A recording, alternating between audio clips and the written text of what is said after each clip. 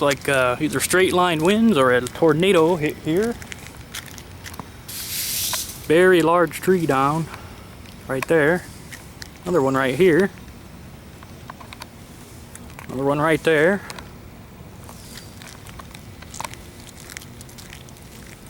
There's another one way down there.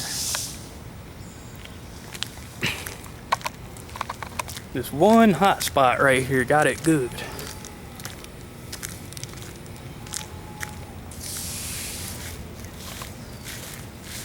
That snapped right at the base there.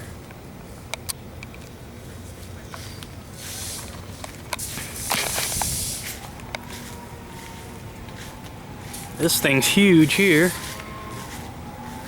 This tree here just missed their car over there. This is the worst damage in the area. Leaning more towards straight line wind. See how all the trees are facing the same way?